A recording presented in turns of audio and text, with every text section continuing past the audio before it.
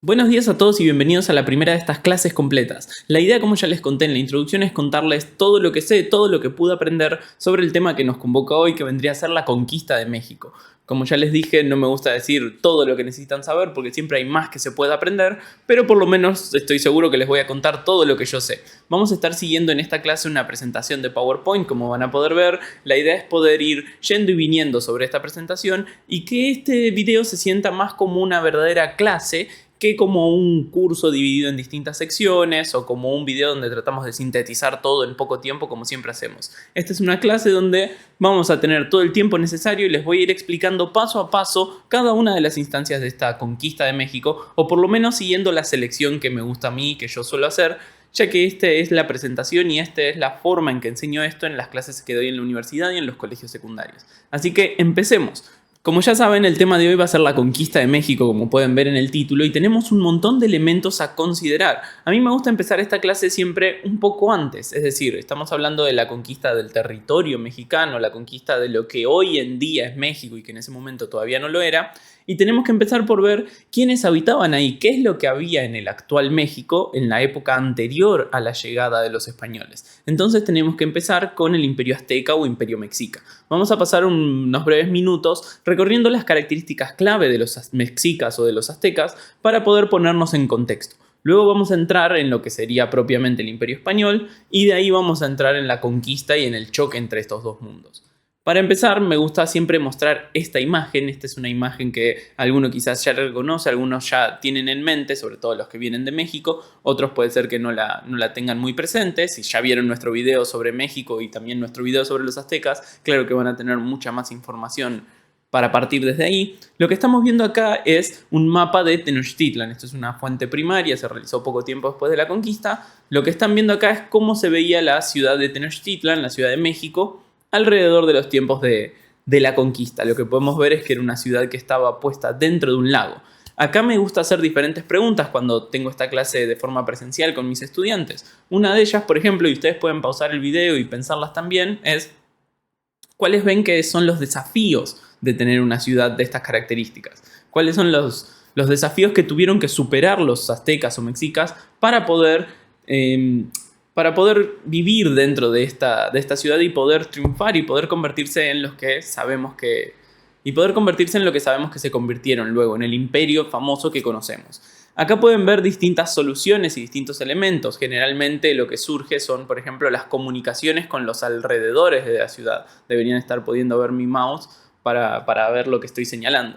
Las comunicaciones con los alrededores de la ciudad son uno de los elementos y para eso vemos que crearon estos caminos, estas calzadas que los españoles supieron apreciar. Les pareció increíble el trabajo que habían realizado los mexicas con esto. Otro elemento es la crecida del agua. El agua del lago, ustedes algunos ya tendrán este dato en mente, es un agua que no era demasiado profunda, no era difícil ahogarse, pero sí que tiene todos los problemas que vivir en el agua presentan y además presenta inundaciones cuando llovía. Para eso se creó este dique de madera que ven acá que les permitía controlar los niveles del agua. También había un problema para separar el agua dulce de la salada, porque parte del agua de este lago era agua salada que no se podía consumir. Y quizás el problema más importante al que se tuvieron que enfrentar y que luego vamos a ver cómo resolvieron era el hecho de crear una ciudad en el agua, una especie de Venecia, o como la han comparado los españoles cuando llegaron, de dónde sale la tierra, teniendo en cuenta que solo esta parte central era la isla principal que estaba en el medio del lago. Bueno, esos son algunos de los elementos que los aztecas o los mexicas supieron solucionar y a los que vamos a ir viendo paso a paso. La otra pregunta que me gusta realizar cuando mostramos esta imagen es ¿cuáles serían las estrategias para poder conquistar un imperio como este? Es decir, ¿cuál sería la forma de abordar la conquista de un territorio así? ¿Y creen que esto sería una ventaja o una desventaja? Algunos suelen contestar que es una ventaja porque está aislado y otros consideran que eso es una desventaja porque si uno rodea la ciudad es muy difícil que consigan lo que necesitan. La conquista algunos la ven como, antes de empezar, como algo que va a ser sencillo debido a que los españoles tenían armas mucho más avanzadas, tenían mayor tecnología, y otros consideran que no va a ser sencilla. Esto es obviamente planteándoles hipótesis a los estudiantes antes de que comencemos a ver lo que de verdad ocurrió. Plantean que no va a ser sencilla porque los aztecas eran hábiles guerreros y van a saber defenderse. Vamos a ver esta clase, ya si están viendo la duración que tiene todo este curso, van a ver que fue un proceso interesante con muchas idas y vueltas, pero spoiler, no, la conquista no fue sencilla y las armas de fuego no fueron el factor diferencial. Continuando, acá pueden ver entonces a Tenochtitlan y acá, si vamos a esta imagen del mercado de Tlatelolco, que es un mural muy famoso mexicano, hay una parte en la cual se ve esta representación de Tenochtitlan. Un elemento que tenemos que mencionar sí o sí es el hecho de que esta ciudad no está presente hoy en día, es decir, donde estamos viendo ahora está puesta la Ciudad de México moderna. Con el tiempo, los españoles la convirtieron en la Ciudad de México y drenaron el lago donde se ubicaba. Entonces, actualmente lo que se pueden ver son las ruinas del Templo Mayor, que es este templo que pueden ver acá en el centro de la ciudad. Ese templo, las ruinas, lo que serían las bases de ese templo, están muy cerca de donde está unas cuadras, se pueden ver desde uno al otro, la Catedral de México. Entonces, la ciudad hoy en día no puede visitarse. Sin embargo, tenemos estas representaciones y algunas incluso representaciones en 3 dimensiones que nos permiten darnos una idea de lo que estamos hablando. ¿Quiénes eran entonces los mexicas? ¿Qué podemos saber? ¿Qué sabemos de este pueblo? Bien, tenemos algunos elementos para mencionar. El primero es que era un pueblo mesoamericano, llamamos a Mesoamérica todo el territorio alrededor de México, donde ubicamos, por ejemplo, a los mexicas, a los mayas, a los olmecas, a los zapotecas, todos pueblos que compartían esa zona. Es importante diferenciarlo de la región de los Andes, porque en los Andes, donde están los incas, por ejemplo, no hubo contactos directos, no hubo intercambios entre aztecas e incas, por ejemplo. Son 2 grupos separados. Este pueblo mesoamericano habla una lengua que se llamaba náhuatl. Me gusta destacar cómo algunas palabras llegaron hasta nuestro idioma. En concreto estamos hablando del tomate y del chocolate, 2 palabras que vienen del náhuatl y que se incorporaron porque los españoles descubrieron esos productos al llegar acá y entonces utilizaron los nombres que tenían los nativos para eso. Este pueblo, vamos a continuar, tiene una fecha de fundación que se extiende a lo largo del tiempo. Sabemos que durante algún siglo antes de la fundación de la ciudad de Tenochtitlan estuvieron dando vuelta a los pueblos de habla náhuatl, los pueblos que podríamos asociar con los aztecas, con los mexicas, por la región, por la zona de México, pero para poner una fecha, para partir de algún lugar, tenemos como la tradicional fecha de fundación de la ciudad, 1325. En 1325 vendría a ser cuando fundan la ciudad de Tenochtitlan. Obviamente la arqueología después debate esto, la pone más temprano, la pone más tarde. Podemos hacer lo mismo con la historia de la fundación de Roma, por ejemplo. Es solo una referencia para que nos demos una idea de que ellos se asentaron en esta ciudad bastante tiempo antes de la llegada de los españoles, pero también alrededor de un siglo antes de la lucha o de la formación de un imperio independiente. ¿A qué nos estamos refiriendo? Al hablar de los mexicas y de los aztecas, tenemos que considerar su historia hasta llegar a convertirse en lo que fueron. Se habla tradicionalmente de que ellos provenían de una ciudad legendaria llamada Aztlán, de donde vendría el nombre azteca, que en realidad es un término que los historiadores del siglo XIX popularizaron y por eso quedó en la cultura popular. Ustedes me van a escuchar a mí hablar de aztecas y de mexicas indistintamente. En realidad la palabra mexicas es la más específica porque ellos se llamaban a sí mismos mexicas y su ciudad se llamaba México Tenochtitlan. Entonces, ese sería el verdadero gentilicio. Los mexicas son una parte de lo que llamaríamos los aztecas que venían de Aztlán, que se separó del tronco principal y fundó la ciudad de Tenochtitlan. Entonces, estamos todos de acuerdo que mexicas es la palabra correcta. Y si ven los comentarios de nuestro video sobre la conquista de México, van a ver que los mexicanos son muy vocales al respecto. De verdad, quieren que utilicemos la palabra específica. Van a ver que yo utilizo en ocasiones azteca de forma indistinta porque fuera de México sigue siendo la palabra más difundida. Entonces, muchos de los que estén viendo este video se familiarizaron más con la palabra azteca y pueden incorporar mejor esta historia utilizando ese término. Pero estemos de acuerdo que mexicas es la más correcta, ya que es la que específicamente se refiere a este grupo. Estos mexicas venían vagando buscando un lugar en el cual asentar su ciudad, y ahí es donde viene la historia de la bandera de México. Es que ellos tenían esta profecía de que verían un símbolo de un águila comiendo una serpiente sobre un nopal, lo vieron dentro de esta isla y ahí decidieron quedarse. En realidad, eso vendría a ser el mito fundacional de Tenochtitlan. La historia verdadera es diferente. Lo que pasó en realidad es que ellos llegaron a la zona luego de pelearse con con señores que estaban más hacia el norte, y empezaron a servir a los tepanecas y se quedaron con el único territorio disponible, el territorio que le permitieron quedarse, el último espacio que quedaba, y tuvieron que fundar ahí su ciudad porque no había otra opción. Y luego desarrollaron las herramientas y las técnicas que les permitieron vivir en ese lugar. Pero no estuvieron demasiado tiempo bajo el dominio de otro pueblo. Alrededor de un siglo vivieron de esa forma y luego se rebelaron contra los tepanecas y formaron lo que llamamos la Triple Alianza, que es la fusión o la alianza política entre 3 ciudades: Tenochtitlan, Texcoco y Tlacopan. Voy a saltear un poco en el PowerPoint para que veamos un mapa que tenemos por acá. Acá está. Este mapa demuestra todo el territorio que los mexicas supieron ocupar a futuro, y en el centro acá podemos ver el lago y podemos ver la ciudad de Tenochtitlan, la de Texcoco y la de Tlacopan. Estas son las 3 que se aliaron para fundar esta triple alianza o esta confederación. En algunos casos van a ver que se habla de confederación azteca.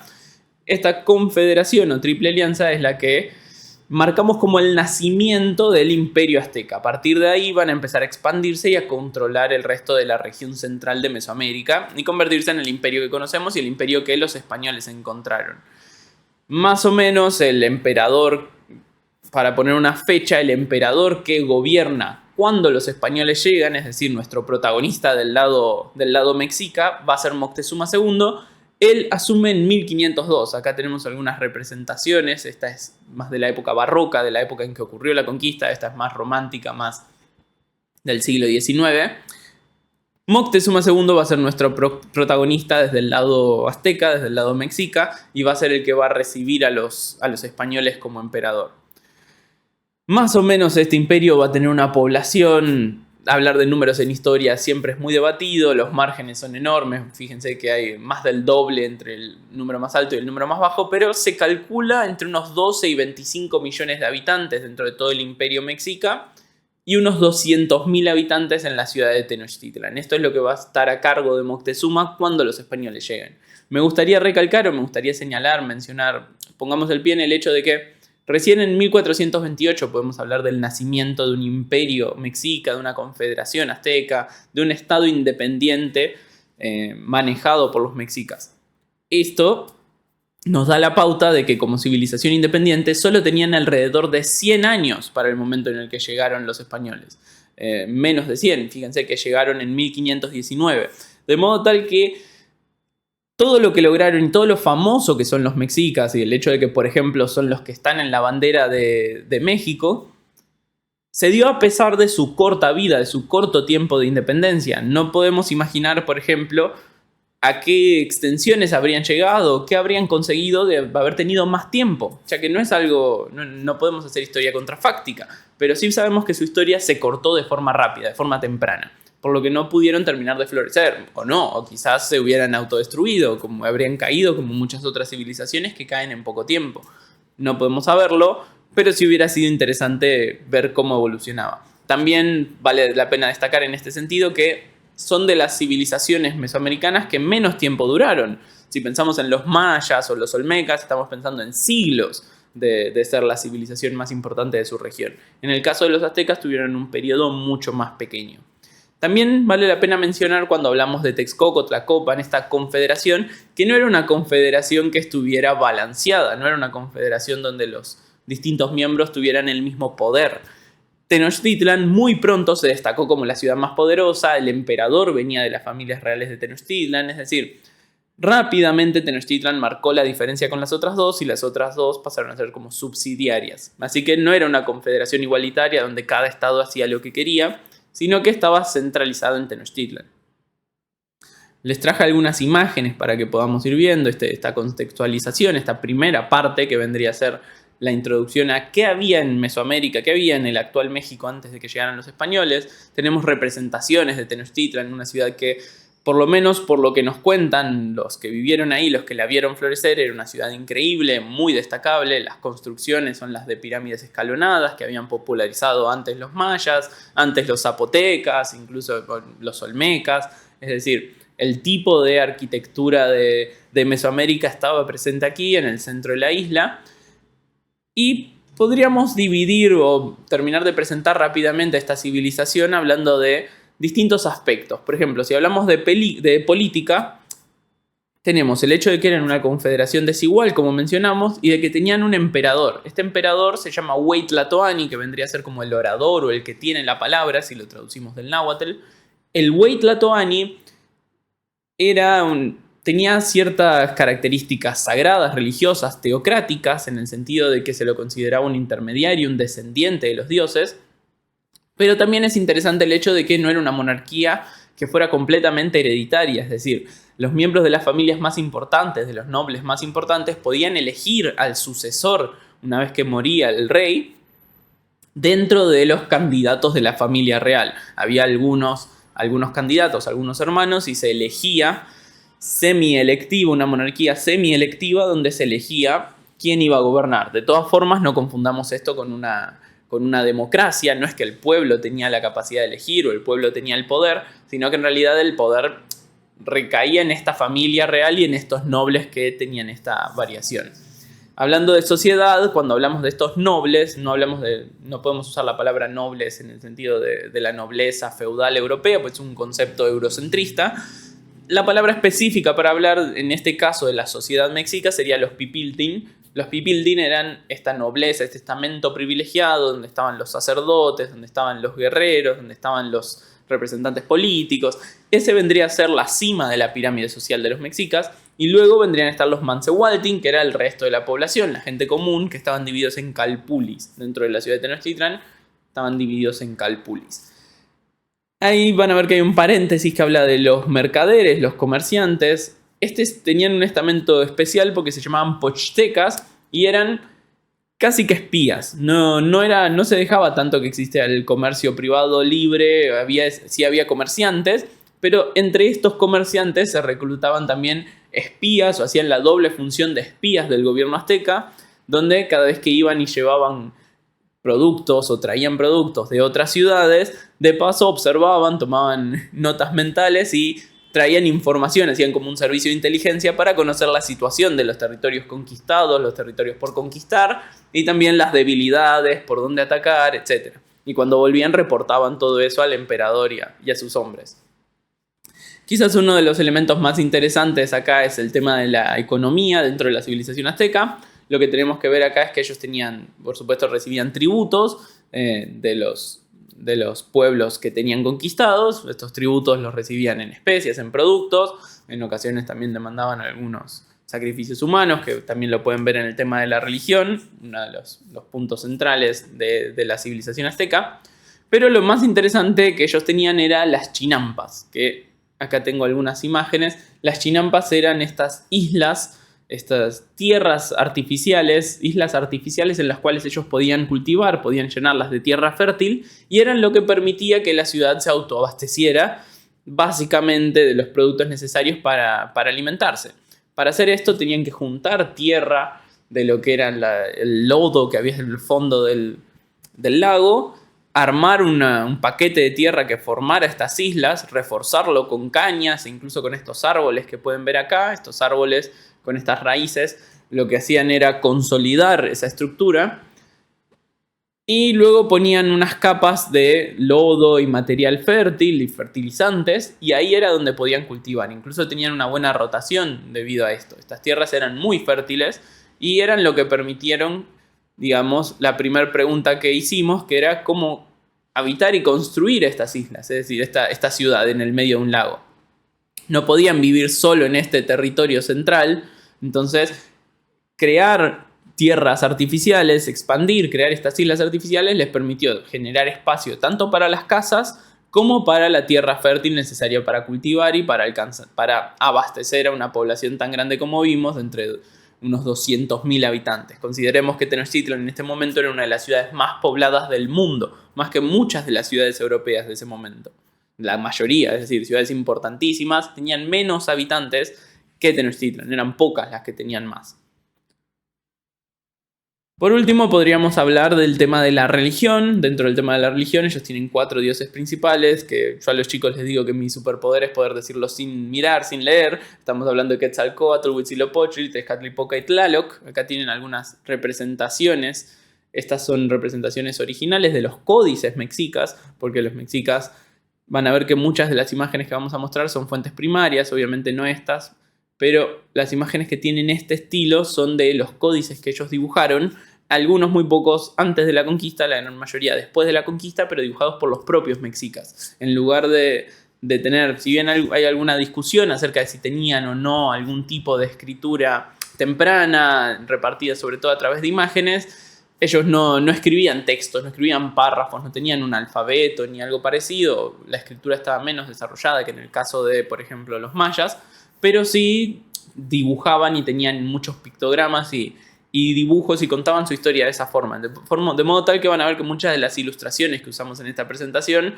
son fuentes primarias, es decir, son ilustraciones de la época hechas por los propios mexicas que vivieron poco tiempo después de la conquista. Acá tienen algunas representaciones de estos dioses. En general se los hace de forma antropomórfica, pero con un montón de características y de elementos externos que también nos reflejan animales, por ejemplo. Y acá los tienen con sus respectivos nombres. Tezcatlipoca era considerado un dios como de la noche, de la muerte, un dios más bien oscuro. Huitzilopochtli es el dios del sol, el dios de la guerra, el dios al que por ejemplo le hacen los sacrificios humanos en muchos casos. Quetzalcóatl es considerado el dios del viento y también el dios de la civilización. Se lo dibuja también o se lo muestra como la serpiente emplumada, que es este símbolo que es muy muy popular en Mesoamérica, ya incluso desde los olmecas y desde los zapotecas. En Teotihuacán está, por ejemplo, una pirámide que representa a la serpiente emplumada. También lo vemos, por ejemplo, en la pirámide de Kukulcán, en la tierra maya. Está también, Kukulcán es el mismo Quetzalcóatl, el mismo símbolo, con distintos significados, pero es la misma serpiente emplumada.